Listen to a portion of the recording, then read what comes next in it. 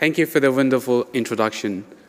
I think you couldn't have said anything better about trust, and something that we've been talking about since morning, about trust, and especially with such a unique asset class. It is like, who are we going to really trust? And I'm going to build on something that we did earlier in the morning, and that was when the floor was opened up to everyone, and the question was asked, how many of you actually own digital assets or crypto assets? And more than 3/4 people over here, they did say that yes, they own them. Now, my question to you is, where are your crypto assets currently? Are they with custodians or are they in your own wallet? So please raise your hands if they are with custodians, i.e. with exchanges or with someone else. And the people who have in their own private wallets? Wow, we got a lot of convincing to do over here. With that one, I will open the floor to Julian, so please briefly introduce yourself, how you are involved in the market, and from there onwards we will move to Mark and Suzanne, please. Good afternoon. My name is Julian Sawyer. I'm the Chief Executive Officer of Zodia Custody. We are a digital asset custodian owned by Standard Chartered, Northern Trust and SBI. We have offices in London, Europe, Hong Kong, Singapore and Australia, as well as a partnership in Japan. So we're building out our global footprint as a bank-owned custodian. Mark Jennings, Kraken MTF. We're a crypto asset derivatives venue based here in the UK. We've been regulated by the FCA since 2019. We offer crypto collateralized derivative contracts to institutional investors. And Suzanne Hubble, I'm the COO of Komainu. We are an institutional custodian set up as a joint venture between Nomura, CoinShares and Ledger. We have operating entities in the UK, Jersey and Dubai, and we offer a wide range of custody and ancillary services. Thank you. Julian, I'm going to begin the conversation with you. And the first question I'm going to ask you is what we've discussed. How do you classify yourself as a custodian? Is it crypto custodian or is it digital custodian? Without a doubt, a digital asset custodian, because I think crypto is a word that our industry uses, but when you see the difference between stable coins and crypto, and you look at all the other opportunities that the blockchain gives, I think, to use probably an Amazon quote, we're at day one at the moment. There's an awful lot way to go in terms of the vision of what the blockchain can do, and I think it's about the trust that a custodian can offer. So for me, it's all about being a digital asset custodian. Mark, you guys are in a completely different landscape to these ones, but still very much looking for a floor, still very much looking for businesses. And the audience that we have, we can fairly say that this is an institutional size audience. But still, the trust among them is that, okay, we're going to own our keys, we're going to own our wallets. How do you begin your conversations with institutions and with retails to win that argument? I think, look, institutions come to us for exposure to the derivative contracts that we have. And the fact that we sit under this regulatory oversight by the FCA, and we've been operational for more than 5 years now as an MTF, it gives that robust, scalable opportunity for institutions to trade crypto derivatives in the knowledge that the platform there is institutional grade and quality, which MTFs are commonplace across the TradFi world. And so we're offering that same infrastructure to clients who need and want the price exposure that we offer through crypto derivatives.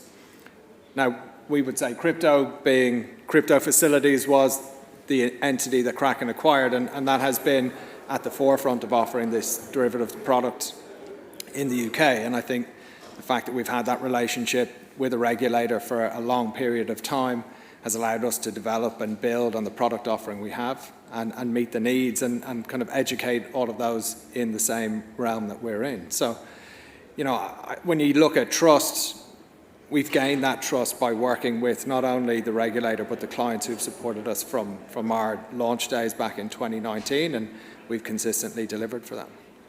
Suzanne, Marcus touched on something very important, working with the regulators. And then it's the fact that you guys are based in Dubai. And this morning we have heard many people echoing the same message that the US has lost this particular race because they are at a massive disadvantage. Where do you guys see, what have you learned? What are your findings? Because coming from the background of a banking and seeing the processes, how the UAE was much more different or was much more advantaged for your company? I think that there's a number of angles to that. I think, if you look at the approach different jurisdictions have taken to regulation, there's, places like the UK where you're building on very well-known, very well-understood frameworks and you're expanding that. If you look in the Middle East, they've taken a different approach. So they've set up VARA as a very specialist, standalone regulator.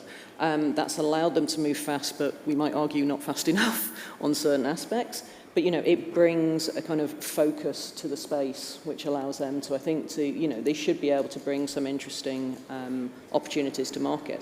The challenge of that is, you're a less known regulator, so do you have that credibility? Do you have that trust? Do the investors trust those versus, some of the more established regulators? So I think there's pluses and minuses as you look at that in terms of how that develops. But it has played out very well, because if you look at the volume, transactions and everything else, even though less credibility issues. Now, speaking of volume, Mark, I think this is the place where you and Julian will really come in. It is one thing of having control of your own private keys, and it's a different argument, it's a different animal when you become an institution, when you look for liquidity from that particular perspective. Would you just, what's your view on that one? How do you tackle that? I think crypto gives us an unusual position where our crypto derivative venue is open 24/7, 365 days a year. That round-the-clock need is not facilitated by TradFi banks right now. They don't operate that same time zone. So what we have now is an ability for us to be able to hold and custody clients' assets, but they can trade with us and deposit and withdraw those assets at any time of the day, night, no matter what it is, when we're based here in the UK. So I think that's an added challenge that we have navigated very well over the last 5 years, and we've been able to consistently deliver. But that brings a whole new environment to what Suzanne and Julian are both trying to facilitate, which is being able to provide support and custody for assets which trade around the clock and support what is a never-closing market like we operate in right now. So that's a whole new level of challenge that hasn't been navigated previously, and I think that's where we're looking at how do we provide those solutions. And we've developed the marketplace, and we now need to develop those other players in the market. I wonder where is the fine balance between a security of assets and liquidity? Julian? I think the way I look at it, if I just take a step back, is I think we're in the stage where we're the third generation of custody type services. So if you just forgive me for 30 seconds, I think stage one was an exchange that had some custody, and it was all within a walled garden effectively, and we all know what happened with FTX as an example. Then we had a number of custodians that were standalone, and there were a number of exchanges that used that. But you still got counterparty risk, you still have to do pre-funding, etc. So where the industry is at the moment is on-off exchange settlement or off-venue settlement, to use the wider perspective, which effectively means that your assets are still within the custodian, safe, secure, regulated, etc. But the exchanges can go and trade on it, and therefore you're changing your risk profile, your operational risk, etc. That's all well and good, and probably most of you understand that far better than I do. I think the bit that I think is super interesting is what does the fourth generation look like? Where do we need to get to? And that is where we have interoperability. And that is where you've got many exchanges or many venues talking to many custodians. Because while we would all like all the assets to be with Zodia, I'm sure Susanna would like some of the assets to be with her. And actually what happens in TradFi is you have multiple custodians. That may be for asset types, it may be for risk management, it may be for geographical reasons. So that is super important, that a client is going to have multi-custodians and will want to trade across multi-venues. And likewise, venues will want to trade and want to be able to store their assets. So I think this is where it gets really interesting, is instead of these one-to-one between an exchange and a custodian for off-exchange settlement, you're now going to have to get many-to-many, and that's where middleware comes in, or a clearing house like Clear Token and various other initiatives that are happening around the world. That then will transform a lot of the accessibility to the venues, but also to the custodians as well. And so I think that is where we will evolve. I think the number of custodians are going to significantly reduce. I think a number of the exchanges will significantly reduce. And the more interesting part, I think, is where you get the venues coming in, which are doing something very particular for clients. It's a bit of a long answer, but I think it's that many-to-many, which I think is going to be super interesting for the industry. Yeah, and pick up on the same point. I mean, as I say, I think, we all recognise this isn't no one platform, no one custodian is going to win. Counterparty risk exists. The same risks exist in digital assets as they do in any other. So, you do need that multi-dimensional aspect to it. I think what's interesting as we move to that phase 4 is you're doing that with different technology, but also without a lot of the middleware solutions that exist in other assets. So if you look at just something as simple as settlement, there's many ways to look at DBP in other asset classes. You don't immediately have solutions for that in digital. And that's where, the likes of ourselves, the grown-up proper institutions really coming together to build those solutions to allow that kind of efficient exchange of assets across that multi-dimensional space is really important.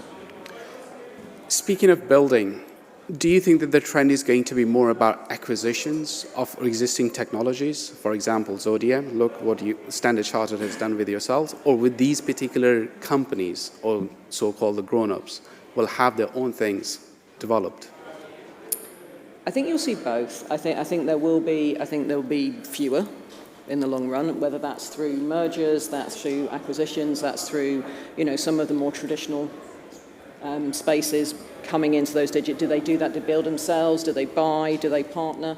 I think you will see different angles to that coming together. But I do agree. I think you will see consolidation. Mark, I wanted to. Can I just add something on that? Because I think if you look at certainly where I see the future is, there's going to be a few digital asset only custodians globally. There's going to be some local and some regional players, but from a global perspective, there's going to be a handful, and I think it's going to be a relatively small number. And then I think you're going to get the traditional custodians trying to get into the digital asset custody space. And if you read the press, there's a number of the traditional custodians who have done projects and perhaps they haven't succeeded, or it's stalled, or it's run aground, or whatever. Because it's hard. It's very, very hard to think differently in our world to TradFi and vice versa. But ultimately, you're going to get a number of the traditional players who will have the ability and have the access to the technology. They've got the regulatory, they've got the capital. Then maybe they're buying an existing custodian or buy the software. And I think you'll then have a mix of 8 or 10 global custodians, some which are digital asset only and some are TradFi as well as that. And I think that's where the market is going. There will be local custodians to offer a sub-custodian model where there is a regulatory requirement in a smaller market, etc. But I think that's where we see that market going. And how's that market transformed since the ETFs and everything else? What is the interest among investors, high net worth individuals, family offices, or even institutions? Super exciting at the moment, isn't it? I think on the ETFs, obviously the US has led the way. We saw Hong Kong announce this morning. I think what you're seeing is a race that a lot of regulators are trying to work out how they can do this. I was in Hong Kong 3 or 4 weeks ago, and it's not about the Bitcoin and Ethereum ETFs. It was all about the coins that go after that, and whether it's the 20th coin, the 100th coin, or even the 3rd or 4th coin. Because if you are wanting to have an ETF that's Bitcoin, why don't you just use BlackRock and go into the US? Actually, the interesting part for some of the emerging markets is to doing some new coins, some basket of coins and things like that, which obviously the SEC and the US don't allow. So I think that's where it gets really interesting. I think it does unlock, and this is not rocket science here, but it does unlock the access to pension funds and everybody else to just go, we can dip our toe into our market, which is where I think it's going to be really interesting.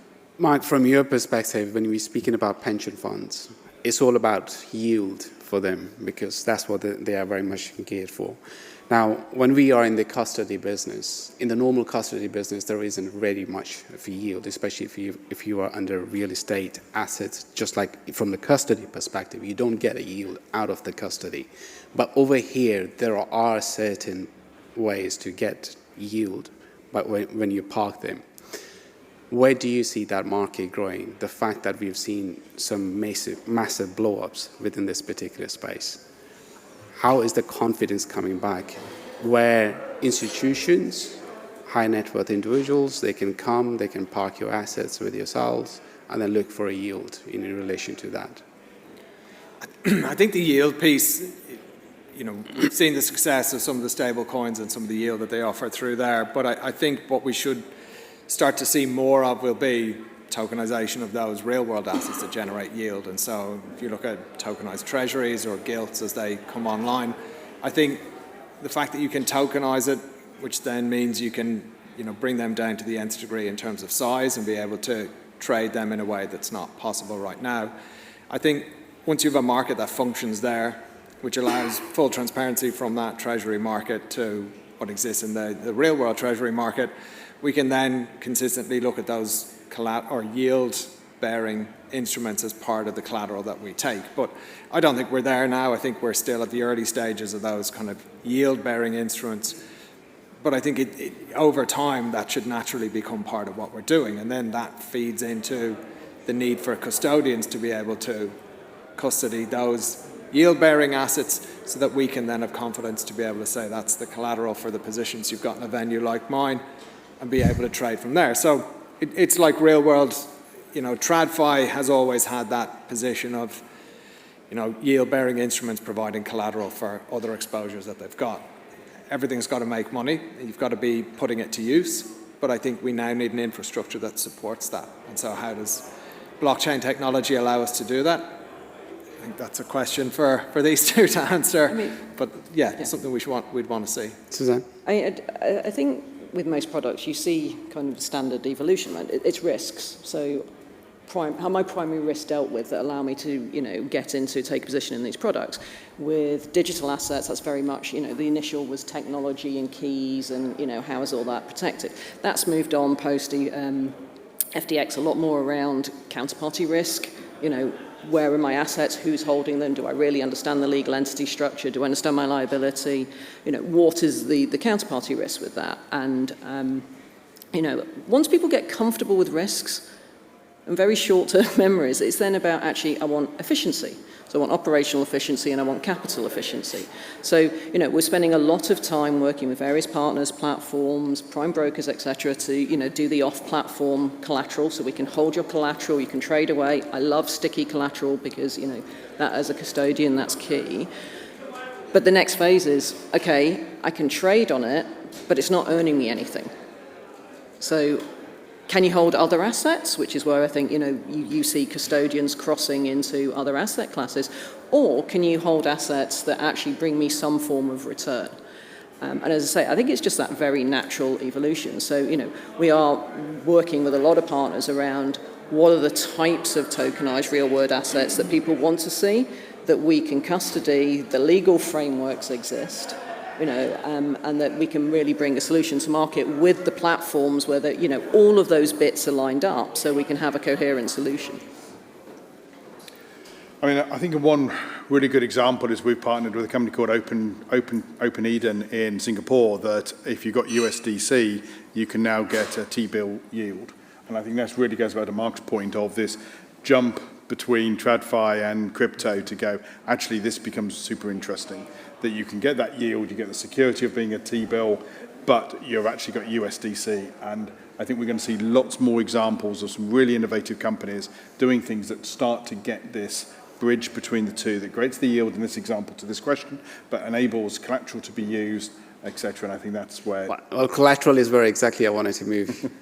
So if these particular assets and they do develop that sort of a reputation which can be used to a certain level of a LTV. Yep. Will we use those synthetic products coming onto the market and improving the efficiencies?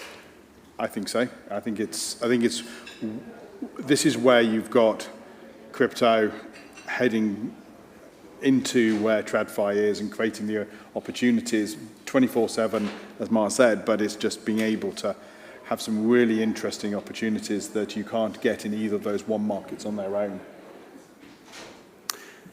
Mark, about the liquidity issues and the risk around the liquidity, the deep liquidity pools, because with the institutions coming with open arms and with a heavy flow, and that also means heavy trading as well, how are you resolving the liquidity issues, given the fact that now custody solutions are much more improved than they were before? I think liquidity is always an element that is crucial for a venue. We've seen over the last number of years that market makers, they've had some difficult times prior to FTX, but we can now see with ETF approvals, there's huge interest in the market again. I think when we look at what do liquidity providers and liquidity searchers want, we've got a venue that trades. We look at what is the quality of the venue that they're trading on. So liquidity will always find place where they can execute best, and execute best means more than just price. There's a whole compliance element to what is the quality of execution. There's a whole element of custody and how safe their assets are there. I think if you look at where liquidity goes now, it's searching for quality. And it's no longer going to an offshore venue. They're looking at where are these entities based, what is the regulator that oversees this venue, what are the rules for this venue for participants to trade on venue. And I think that becomes a really important part of where we go now. We're now bringing real institutions to the table who demand TradFi-like regs around what we do so that we deliver the quality of execution that they'd expect in TradFi.